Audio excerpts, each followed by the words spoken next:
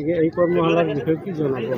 আপোনালোকে দেখিবলৈ পাইছে যে এতিয়া এখন উখল মাখল পৰিৱেশৰ সৃষ্টি হৈছে আৰু পৰিৱেশটো হৈছে বঙাইগাঁও জিলাৰ মানিকপুৰৰ লক্ষ্মী মন্দিৰ প্ৰাংগণত আৰু আকাশগোষ্ঠী উদ্যোগত দ্বাদশ বাৰ্ষিক 11 মাৰ্চৰ পৰা 25 মাৰ্চলৈকে ঢোল বাদন আৰু বিহু নাচ কৰ্মশালা আয়োজন কৰা হৈছিল আৰু তাত মুখ্য প্ৰশিক্ষিকা হিচাপে উপস্থিত আছিল ধেমাজিৰ মুনুকণ গগৈ দিৱে বিহুৰাণী হৈছে এইবাৰ আৰু মুখ্য প্ৰশিক্ষক হিচাপে উপস্থিত আছিল মৰিগাঁৱৰ বিধান কুমাৰ দেউৰী ছাৰ আৰু তাত সহকাৰী প্ৰশিক্ষিকা হিচাপে মই উপস্থিত আছিলোঁ। ভাল লাগিছে, বহুত ভাল লাগিছে আৰু মানে যেতিয়া আকাশগোষ্ঠী উদ্বোধন হৈছিলে প্ৰথমৰ পৰা মই জড়িত হৈ আছোঁ আৰু নিজে শিকি এতিয়া আনকো শিকাবলৈ চেষ্টা কৰিছোঁ। কিমানখিনি পাৰোঁ নাজানো, কিন্তু মই যিমানখিনি পাৰোঁ সেইখিনিত তেওঁলোকক দিবলৈ চেষ্টা কৰিছোঁ। বহুত ভাল লাগিছে।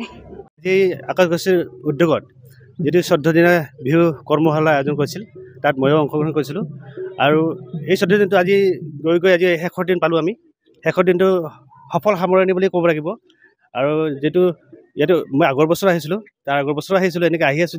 আমাৰ দিনটো আকাশগোষ্ঠীৰ স্বত্বাধিকাৰ দিনটোৰ লগত মই প্ৰায় জড়িত হৈ আছোঁ আৰু এওঁলোকৰ লগত থাকি মানে বিহু কৰ্মশালা কৰি কণ মানে ভাইটি ভণ্টিকেইটাৰ লগত থাকিও খুব ভাল লাগে মোৰ নিজৰ। যদিও বিহু বহুত বেছি অভিজ্ঞ ময়ো নহয়, তথাপি যিখিনি পাৰোঁ মোৰ ফালৰ পৰা সেইখিনি এওঁলোকক মই দিবৰ কাৰণে চেষ্টা কৰিছোঁ যে বিহুটো আচলতে শুদ্ধ ৰূপত হওক বা শুদ্ধ ৰূপত কৰক বুলি। এইখিনিয়ে।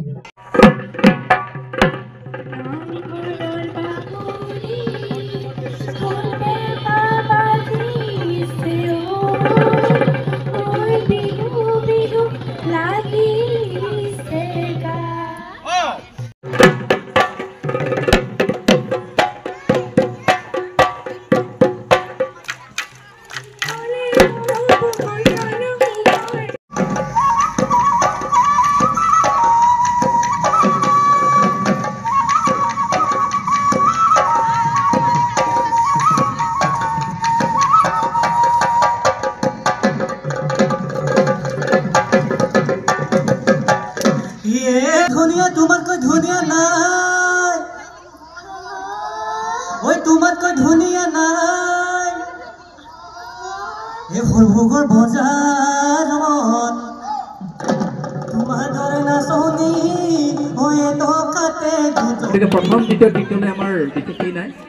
গতিকে কোনোবাই যদি তেতিয়া আমি আৰম্ভ কৰোঁ এতিয়া বৰ বিহুতি প্ৰতিযোগিতা।